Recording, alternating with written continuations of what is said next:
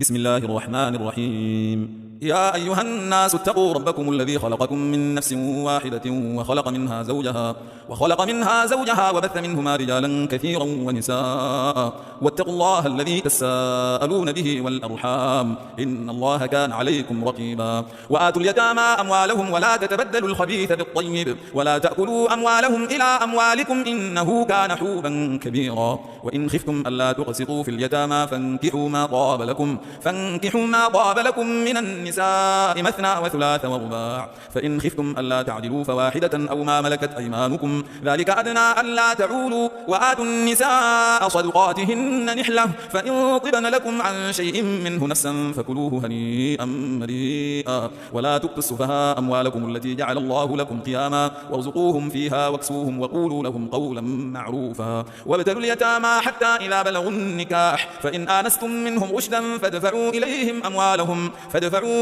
أموالهم ولا تأكلوها إسرافا وبدارا أن يكبروا. ومن كان غنيا فليستعفف ومن كان فقيرا فليأكل بالمعروف. فإذا دفعتم إليهم أموالهم فأشهدوا عليهم وكفى بالله حسيبا. للرجال نصيب مما ترك الوالدان والأقربون، وللنساء نصيب مما ترك الوالدان والأقربون مما قل منه أو كثر نصيبا مفروضا. وإذا حضر القسمة أولو القربى واليتامى والمساكين فارزقوهم منه وقولوا لهم قولا معروفا. وليخشى الذين لو تركوا من خلفهم ذرية ضعافا خافوا عليهم فليتقوا الله وليقولوا قولا سديدا. إن الذين يأكلون أموال اليتامى ظلما إنما يأكلون في بطونهم نارا وسيصلون سعيرا. يوصيكم الله في أولادكم للذكر مثل حظ الأنثيين، فإن كن نساء فوق 2 فلهن ثلثا ما ترك، وإن كانت واحدة فلها النصف، ولأبويه لكل واحد منهما السدس مما ترك إن كان له ولد، فإن لم يكن له ولد وورثه أبواه فلأمه الثلث، فإن كان له إخوة فلأمه السدس من بعد وصية يوصي بها أو دين. آباؤكم وأبناؤكم لا تدرون أيهم أقرب لكم نفعا فريضة من الله إن الله كان عليما حكيما. ولكم نصف ما ترك أزواجكم إن لم يكن لهن ولد، فإن كان لهن ولد فلكم الربع مما تركن من بعد وصية يوصين بها أو دين.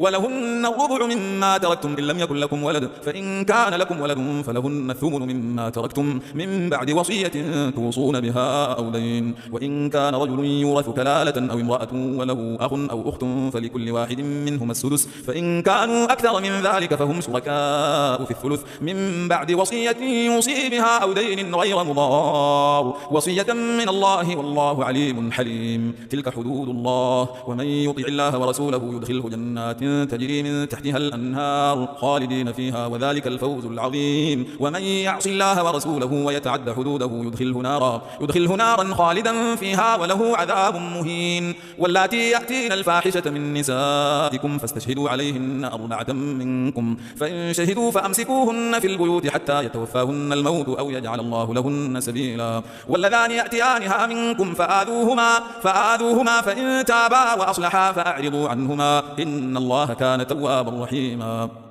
إنما التوبة على الله للذين يعملون السوء بجهالة ثم يتوبون من قريب فأولئك يتوب الله عليهم وكان الله عليما حكيما. وليست التوبة للذين يعملون السيئات حتى إذا حضر أحدهم الموت قال إني تبت الآن ولا الذين يموتون وهم كفار أولئك أعتدنا لهم عذابا أليما. يا أيها الذين آمنوا لا يحل لكم أن ترثوا النساء كرها ولا تعضلوهن لتذهبوا ببعض ما آتيتموهن إلا أن يأتين بفاحشة مبينة وعاشروهن بالمعروف، فإن كرهتموهن فعسى أن تكرهوا شيئا ويجعل الله فيه خيرا كثيرا. وإن أردتم استبدال زوج مكان زوج وآتيتم إحداهن قنطارا فلا تأخذوا منه شيئا أتأخذونه بهتانا وإثما مبينا. وكيف تأخذونه وقد أفضى بعضكم إلى بعض وأخذن منكم ميثاقا غليظا. ولا تنكحوا ما نكح آباؤكم من النساء إلا ما قد سلف إنه كان فاحشة ومقتا وساء سبيلا. حرمت عليكم أمهاتكم وبناتكم وأخواتكم وعماتكم وخالاتكم وبنات الأخ وبنات الأخ وأمهاتكم اللاتي أرضعنكم وأخواتكم من الرضاعة وأخواتكم من الرضاعة وأمهات نسائكم وربائبكم اللاتي في حجوركم من نسائكم اللاتي دخلتم بهن، فإن لم تكونوا دخلتم بهن فلا جناح عليكم، وحلائل أبنائكم الذين من أصلابكم، وأن تجمعوا بين الأختين إلا ما قد سلف، إن الله كان غفورا رحيما. والمحصنات من النساء إلا ما ملكت أيمانكم كتاب الله عليكم، وأحل لكم ما وراء ذلكم أن تبتغوا بأموالكم محسنين غير مسافحين، فما استمتعتم به منهن فآتوهن أجورهن فريضة، ولا جناح عليكم فيما تراضيتم به من بعد الفريضة، إن الله كان عليما حكيما. ومن لم يستطع منكم طولا أن ينكح المحصنات المؤمنات فمما ملكت أيمانكم من فتياتكم المؤمنات، والله أعلم بإيمانكم بعضكم من بعض، فانكحوهن بإذن أهلهن وآتوهن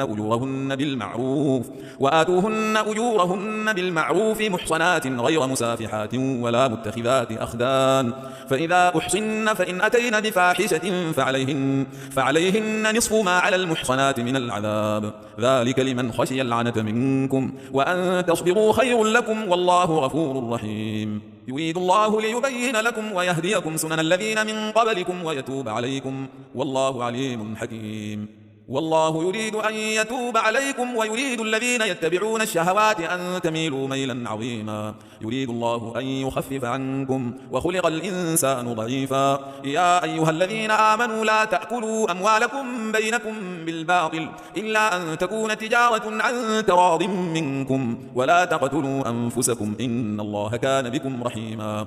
ومن يفعل ذلك عدوانا وظلما فسوف نصليه نارا، وكان ذلك على الله يسيرا. إن تجتنبوا كبائر ما تنهون عنه نكفر عنكم سيئاتكم وندخلكم مدخلا كريما. ولا تتمنوا ما فضل الله به بعضكم على بعض، للرجال نصيب مما اكتسبوا وللنساء نصيب مما اكتسبن، واسألوا الله من فضله إن الله كان بكل شيء عليما. ولكل جعلنا موالي مما ترك الوالدان والأقربون والذين عاقدت أيمانكم فآتوهم نصيبهم إن الله كان على كل شيء شهيدا. الرجال قوامون على النساء بما فضل الله بعضهم على بعض وبما أنفقوا من أموالهم، فالصالحات قانتات حافظات للغيب بما حفظ الله، واللاتي تخافون نشوزهن فعظوهن واهجروهن في المضاجع واضربوهن، فإن أطعنكم فلا تبغوا عليهن سبيلا إن الله كان عليا كبيرا. وإن خفتم شقاق بينهما فابعثوا حكما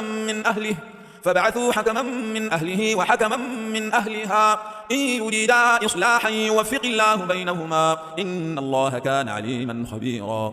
واعبدوا الله ولا تشركوا به شيئا وبالوالدين إحسانا وبذي القربى واليتامى والمساكين والجار ذي القربى والجار الجنب والصاحب بالجنب وابن السبيل وما ملكت أيمانكم إن الله لا يحب من كان مختالا فخورا. الذين يبخلون ويأمرون الناس بالبخل ويكتمون ما آتاهم الله من فضله وأعتدنا للكافرين عذابا مهينا. والذين ينفقون أموالهم رئاء الناس ولا يؤمنون بالله ولا باليوم الآخر ومن يكن الشيطان له قرينا فساء قرينا. وماذا عليهم لو آمنوا بالله واليوم الآخر وأنفقوا مما رزقهم الله وكان الله بهم عليما. إن الله لا يظلم مثقال ذرة وإن تك حسنة يضاعفها ويؤت من لدنه أجرا عظيما. فكيف إذا جئنا من كل أمة بشهيد وجئنا بك على هؤلاء شهيدا يومئذ يود الذين كفروا وعصوا الرسول لو تسوى بهم الأرض ولا يكتمون الله حديثا. يا أيها الذين آمنوا لا تقربوا الصلاة وأنتم سكارى حتى تعلموا ما تقولون ولا جنبا إلا عابري سبيل حتى تغتسلوا وإن كنتم مرضى أو على سفر أو جاء أحد منكم من الغائط أو لامستم النساء فلم تجدوا ماء فتيمموا صعيدا طيبا فامسحوا بوجوهكم وأيديكم إن الله كان عفوا غفورا. ألم تر إلى الذين أوتوا نصيبا من الكتاب يشترون الضلالة ويريدون أن تضلوا السبيل والله أعلم بأعدائكم وكفى بالله وليا وكفى بالله نصيرا. من الذين هادوا يحرفون الكلم عن مواضعه ويقولون سمعنا وعصينا واسمع غير مسمع وراعنا ليا بألسنتهم وطعنا في الدين ولو أنهم قالوا سمعنا وأطعنا واسمع وانظرنا لكان خيرا لهم وأقوم ولكن لعنهم الله بكفرهم فلا يؤمنون إلا قليلا. يا أيها الذين أوتوا الكتاب آمنوا بما نزلنا مصدقا لما معكم من قبل أن نطمس وجوها فنردها على أدبيرها أو نلعنهم كما لعنا أصحاب السبت وكان أمر الله مفعولا. إن الله لا يغفر أن يشرك به ويغفر ما دون ذلك لمن يشاء ومن يشرك بالله فقد افترى إثما عظيما. ألم تر إلى الذين يزكون أنفسهم بل الله يزكي من يشاء ولا يظلمون فتيلا. انظر كيف يفترون على الله الكذب وكفى به إثما مبينا. ألم تر إلى الذين أوتوا نصيبا من الكتاب يؤمنون بالجبت والطاغوت ويقولون للذين كفروا هؤلاء يهدى من الذين آمنوا سبيلا. أولئك الذين لعنهم الله ومن يلعن الله فلن تجد له نصيرا. أم لهم نصيب من الملك فإذا لا يؤتون الناس نقيرا. أم يحسدون الناس على ما آتاهم الله من فضله فقد آتينا آل إبراهيم الكتاب والحكمة وآتيناهم ملكا عظيما. فمنهم من آمن به ومنهم من صد عنه وكفى بجهنم سعيرا. إن الذين كفروا بآياتنا سوف نصليهم نارا كلما نضجت جلودهم بدلناهم جلودا غيرها ليذوقوا العذاب إن الله كان عزيزا حكيما. والذين آمنوا وعملوا الصالحات سندخلهم جنات تجري من تحتها الأنهار خالدين فيها أبدا لهم فيها أزواج مطهرة وندخلهم ظلا ظليلا. إن الله يأمركم أن تؤدوا الأمانات إلى أهلها وإذا حكمتم بين الناس أن تحكموا بالعدل إن الله نعم يعظكم به إن الله كان سميعا بصيرا. يا أيها الذين آمنوا أطيعوا الله وأطيعوا الرسول وأولي الأمر منكم فإن تنازعتم في شيء فردوه إلى الله والرسول إن كنتم تؤمنون بالله واليوم الآخر ذلك خير وأحسن تأويلا. ألم تر إلى الذين يزعمون أنهم آمنوا بما أنزل إليك وما أنزل من قبلك يريدون أن يتحاكموا إلى الطاغوت وقد أمروا أن يكفروا به ويريد الشيطان أن يضلهم ضلالا بعيدا. وإذا قيل لهم تعالوا إلى ما أنزل الله وإلى الرسول رأيت المنافقين يصدون عنك صدودا. فكيف إذا أصابتهم مصيبة بما قدمت أيديهم ثم جاءوك يحلفون بالله إن أردنا إلا إحسانا وتوفيقا. أولئك الذين يعلم الله ما في قلوبهم فأعرض عنهم وعظهم وقل لهم في أنفسهم قولا بليغا. وما أرسلنا من رسول إلا ليطاع بإذن الله ولو أنهم إذ ظلموا أنفسهم جاءوك فاستغفروا الله واستغفر لهم الرسول لوجدوا الله توابا رحيما. فلا وربك لا يؤمنون حتى يحكموك فيما شجر بينهم ثم لا يجدوا في أنفسهم حرجا مما قضيت ويسلموا تسليما. ولو أنا كتبنا عليهم أن اقتلوا أنفسكم أو اخرجوا من دياركم ما فعلوه إلا قليل منهم ولو أنهم فعلوا ما يوعظون به لكان خيرا لهم وأشد تثبيتا. وإذا لآتيناهم من لدنا أجرا عظيما ولهديناهم صراطا مستقيما. ومن يطع الله والرسول فأولئك مع الذين أنعم الله عليهم من النبيين والصديقين والشهداء والصالحين وحسن أولئك رفيقا. ذلك الفضل من الله وكفى بالله عليما. يا أيها الذين آمنوا خذوا حذركم فانفروا ثبات أو انفروا جميعا وإن منكم لمن ليبطئن فإن أصابتكم مصيبة قال قد أنعم الله علي إذ لم أكن معهم شهيدا ولئن أصابكم فضل من الله ليقولن كأن لم يكن بينكم وبينه مودة يا ليتني كنت معهم فأفوز فوزا عظيما. فليقاتل في سبيل الله الذين يشرون الحياة الدنيا بالآخرة ومن يقاتل في سبيل الله فيقتل أو يغلب فسوف نؤتيه أجرا عظيما. وما لكم لا تقاتلون في سبيل الله والمستضعفين من الرجال والنساء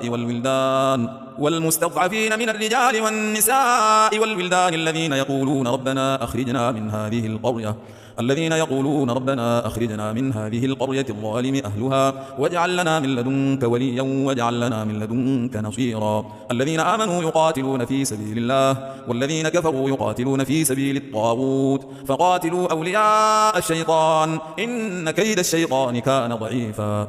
ألم تر إلى الذين قيل لهم كفوا أيديكم وأقيموا الصلاة وآتوا الزكاة فلما كتب عليهم القتال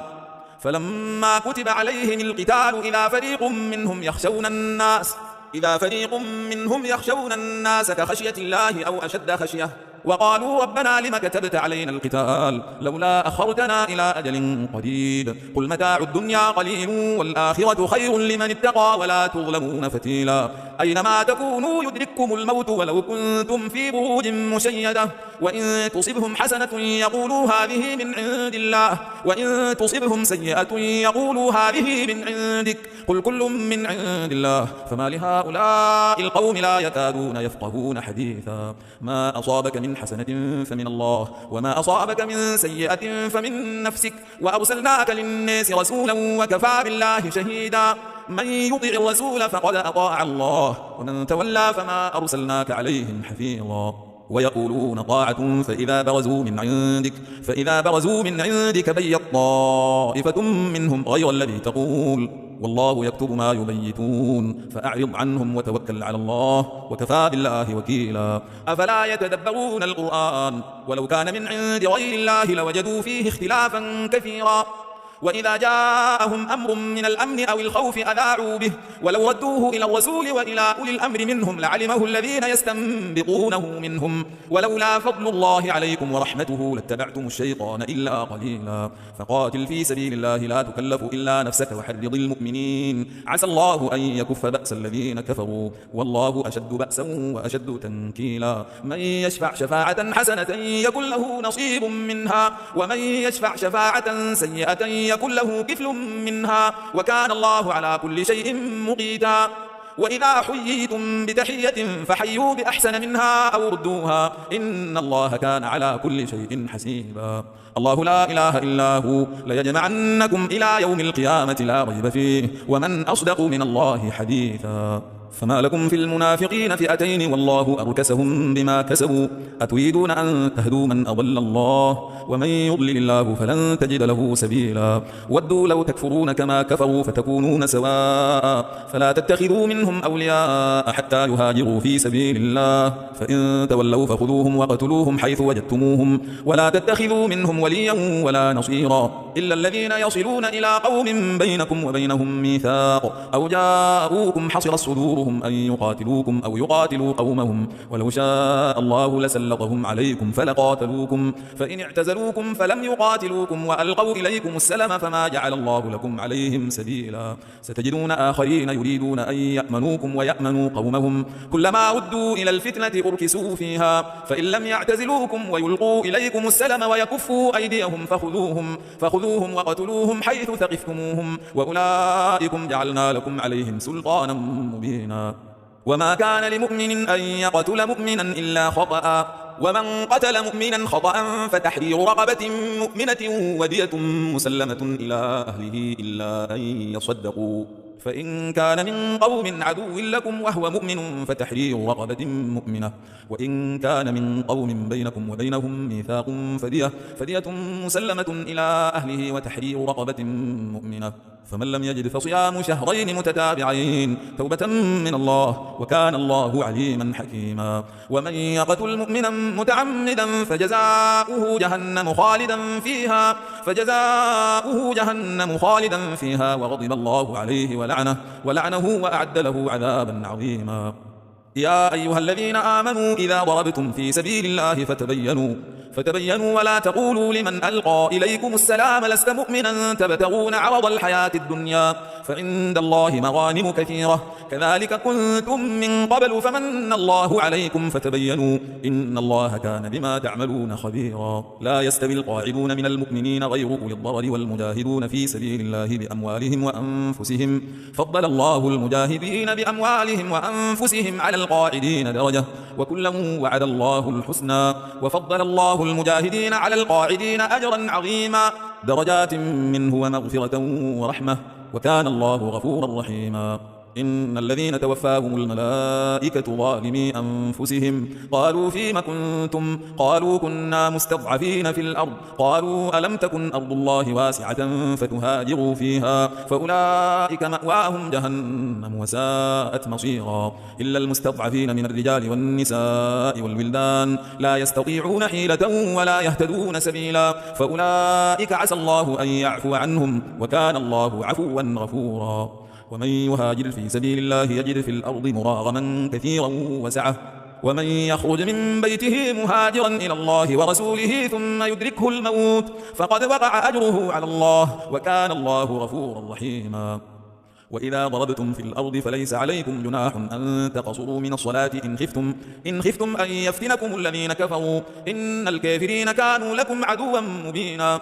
وإذا كنت فيهم فأقمت لهم الصلاة فلتقم طائفة منهم معك وليأخذوا أسلحتهم فإذا سجدوا فليكونوا من ورائكم ولتأت طائفة أخرى لم يصلوا فليصلوا معك وليأخذوا حذرهم وأسلحتهم ود الذين كفروا لو تغفلون عن أسلحتكم وأمتعتكم فيميلون عليكم ميلة واحدة ولا جناح عليكم إن كان بكم أذى من مطر أو كنتم مرضى أن تضعوا أسلحتكم وخذوا حذركم إن الله أعد للكافرين عذابا مهينا. فإذا قضيتم الصلاة فاذكروا الله قياما وقعودا وعلى جنوبكم فإذا طمأننتم فأقيموا الصلاة إن الصلاة كانت على المؤمنين كتابا موقوتا ولا تهنوا في ابتغاء القوم إن تكونوا تألمون فإنهم يألمون كما تألمون وترجون من الله ما لا يرجون وكان الله عليما حكيما.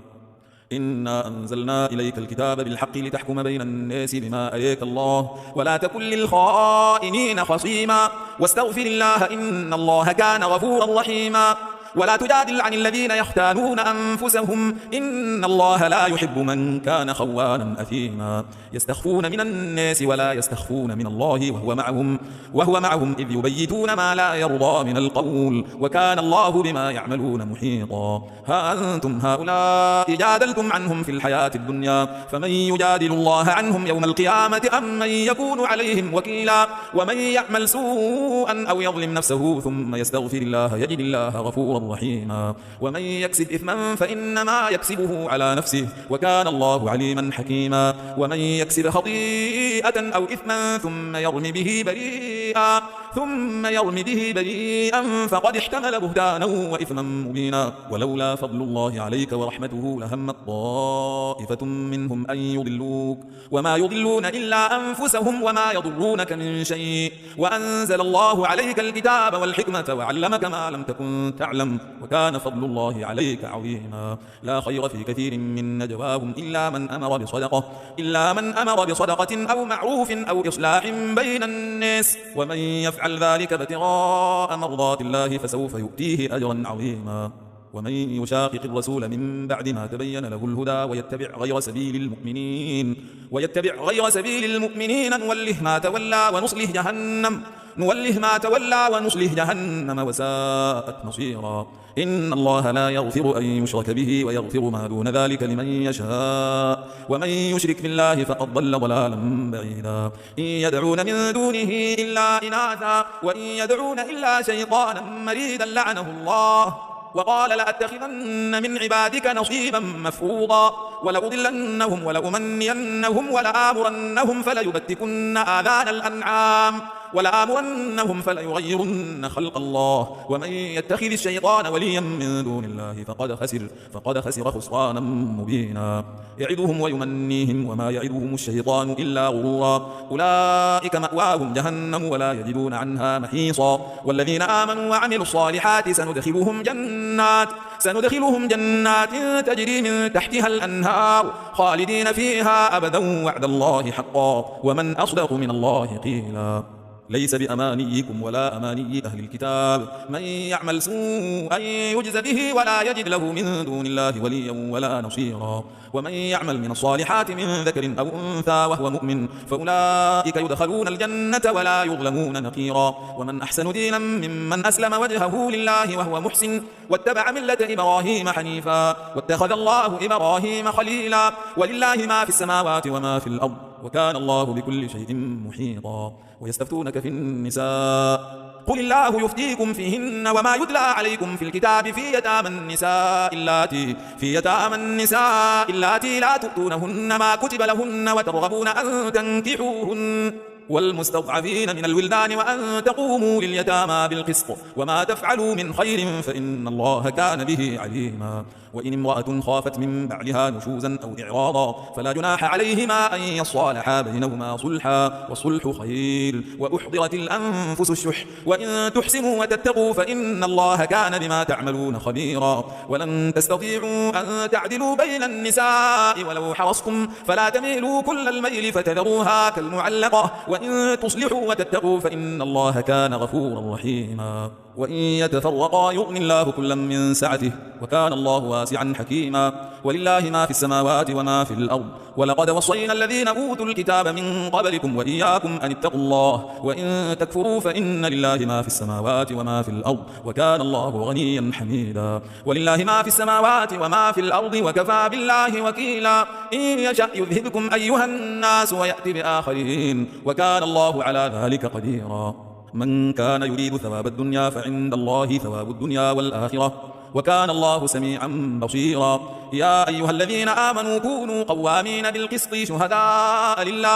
شهداء لله ولو على أنفسكم أو الوالدين والأقربين إن يكن غنيا أو فقيرا فالله أولى بهما فلا تتبعوا الهوى أن تعدلوا وإن تلووا أو تعرضوا فإن الله كان بما تعملون خبيرا يا أيها الذين آمنوا بالله ورسوله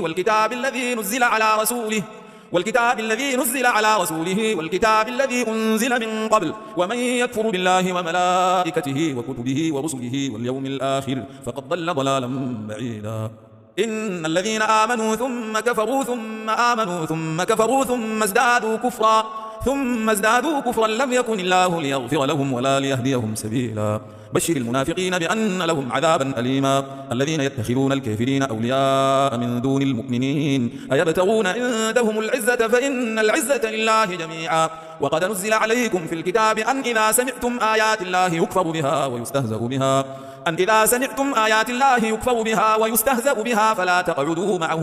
فلا تقعدوا معهم حتى يخوضوا في حديث غيره إنكم إذا مثلهم إن الله جامع المنافقين والكافرين في جهنم جميعا الذين يتربصون بكم فإن كان لكم فتح من الله قالوا ألم نكن معكم وإن كان للكافرين نصيب قالوا ألم نستحوذ عليكم ونمنعكم من المؤمنين فالله يحكم بينكم يوم القيامة ولن يجعل الله للكافرين على المؤمنين سبيلا إن المنافقين يخادعون الله وهو خادعهم وإذا قاموا إلى الصلاة قاموا كسالى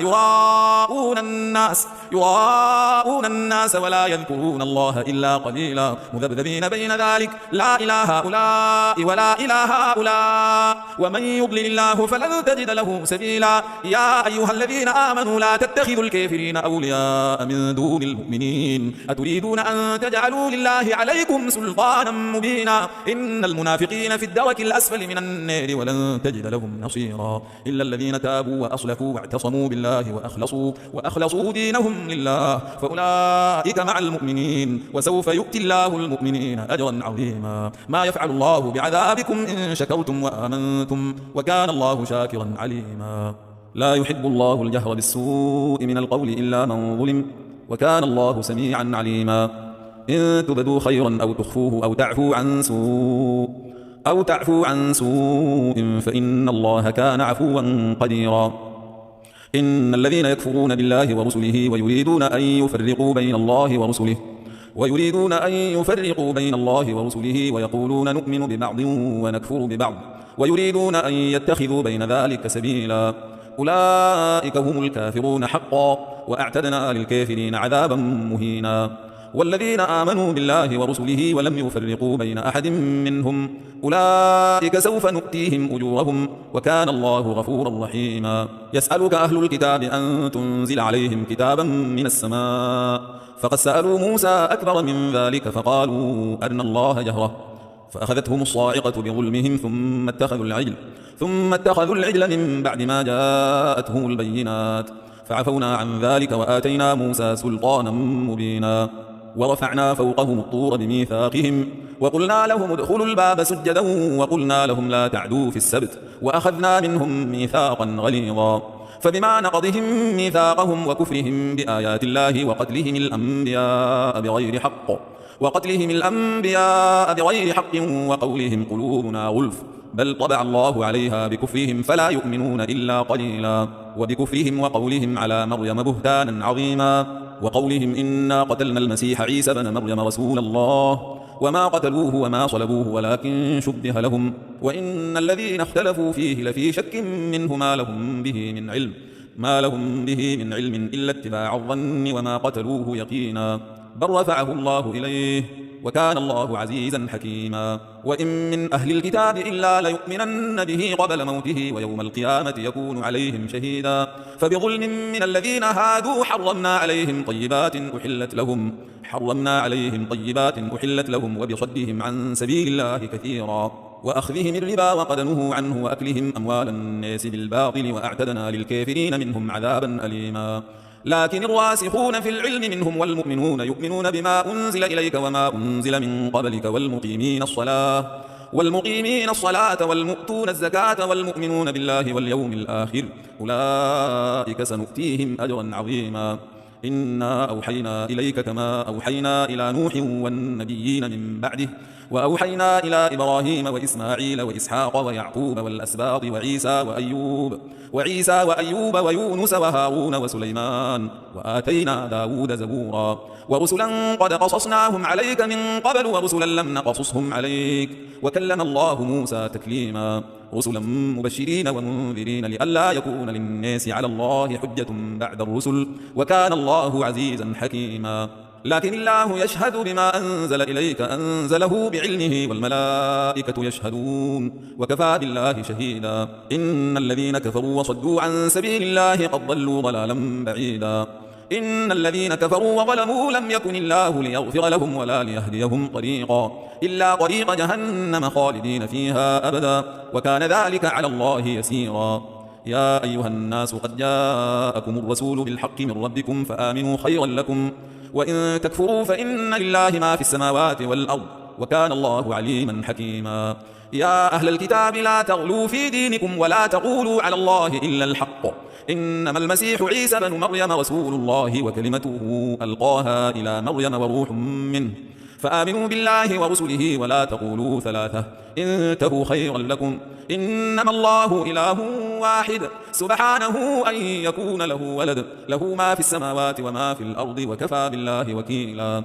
لن يستنكف المسيح أن يكون عبدا لله ولا الملائكة المقربون ومن يستنكف عن عبادته ويستكبر فسيحشرهم إليه جميعا. فأما الذين آمنوا وعملوا الصالحات فيوفيهم أجورهم ويزيدهم من فضله وأما الذين استنكفوا واستكبروا فيعذبهم عذابا أليما ولا يجدون لهم من دون الله وليا ولا نصيرا. يا أيها الناس قد جاءكم برهان من ربكم وأنزلنا إليكم نورا مبينا. فأما الذين آمنوا بالله واعتصموا به فسيدخلهم في رحمة منه وفضل ويهديهم إليه صراطا مستقيما. يستفتونك قل الله يفتيكم